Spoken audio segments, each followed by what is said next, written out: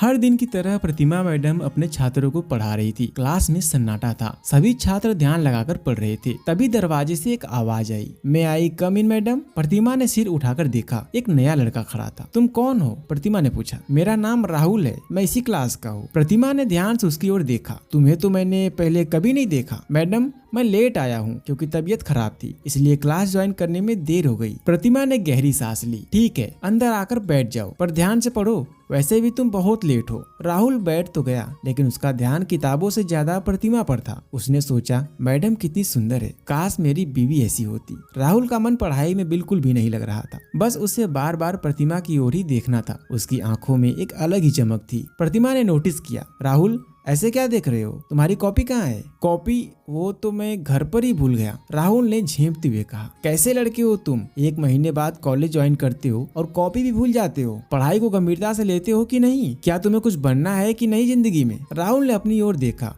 और मुस्कुराते हुए बोला, हाँ मैडम, बनना है। क्या बनना है? प्रतिमा ने कड़ाई से पूछा। आपका पति। यह सुनते ही पूरी क्लास हंस पड़ी। प्रतिमा हैरान थी। शट अप, चुप हो जाओ सब लोग। उसने गुस्से से राहुल की ओर देखा। तुमने क्या कहा? राहुल हड़बड़ाया। नहीं मैडम, गलती हो गई, मेरा मतलब करोड़पति बनना चाहता हूँ। और वो कैसे बनोगे, घर पर कॉपी भूलकर? पूरी क्लास फिर से हंस पड़ी। प्रतिमा की कड़ी नजरें राहुल पर टिकी रही और वह मन ही मन मुस्कुराया। उस दिन के बाद से राहुल का ध्यान सिर्फ प्रतिमा पर ही था। हर दिन क्लास में वह जानबूझकर गलती करता ताकि मैडम उसे और डांटे और उस पर ध्यान दे। उसे कुछ और सूझ ही नहीं रहा था। कुछ ही हफ्तों में उसकी पढ़ाई में बिल्कुल भी रुचि नहीं रही और प्रतिमा भी हर रोज उसे डांटती रही। एक दिन प्रतिमा ने राहुल से कहा, तुम्हारी पढ़ाई नहीं हो रही है राहुल, एग्जाम सामने है, तुम क्यों नहीं पढ़ रहे हो?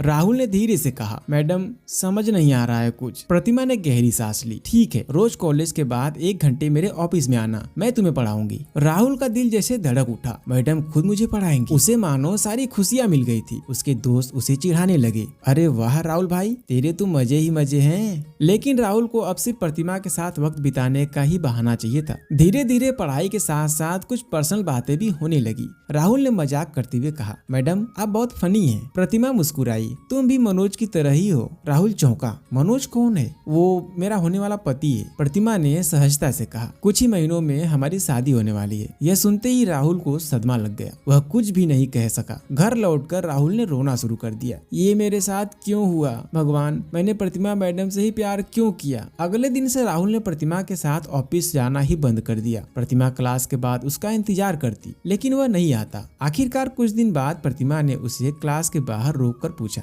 राहुल तुम पढ़ाई करने क्यों नहीं आ रहे हो? राहुल ने थकान भरी आवाज में कहा, आप नहीं समझोगी मैडम। क्यों नहीं समझूंगी, मुझे बताओ। नहीं मैडम, रहने दीजिए, राहुल धीरे से बोला और चला गया। प्रतिमा दुखी हो गई। वह सोचने लगी, पता नहीं क्यों, लेकिन राहुल के बिना अब क्लास भी खाली खाली लगता है। मनोज की गैर मौजूदगी ने प्रतिमा के दिल में एक खालीपन सा भर दिया था और कहीं न कहीं राहुल उस खालीपन को भर रहा था। कुछ ही दिनों बाद वैलेंटाइन डे आने वाला था। मनोज ने कॉल किया, मैं आ रहा हूँ प्रतिमा, अगले हफ्ते हम शादी करेंगे। प्रतिमा खुश हो गई। उन्होंने शादी के लिए गहने खरीदे और बैंक से 10 लाख का लोन लेकर मनोज को दे दिया। वैलेंटाइन डे से 1 दिन पहले मनोज और प्रतिमा ने एक साथ समय बिताया। अगली सुबह जब प्रतिमा घर लौटी तो उन्हें उल्टी होने लगी। कहीं मैं प्रेग्नेंट तो नहीं हो गई? वह घबराई। तभी उनके फोन पर एक मैसेज आया। यह मनोज का मैसेज था। तुमने क्या सोचा था, मैं तुमसे शादी करूंगा? मुझे तो सिर्फ तुम्हारे पैसे चाहिए थे। मैं आज विदेश जा रहा हूँ, मेरी गर्लफ्रेंड मेरा इंतजार कर रही है। प्रतिमा का दिल टूट गया। वह रोने लगी। ये मेरे साथ क्या हुआ?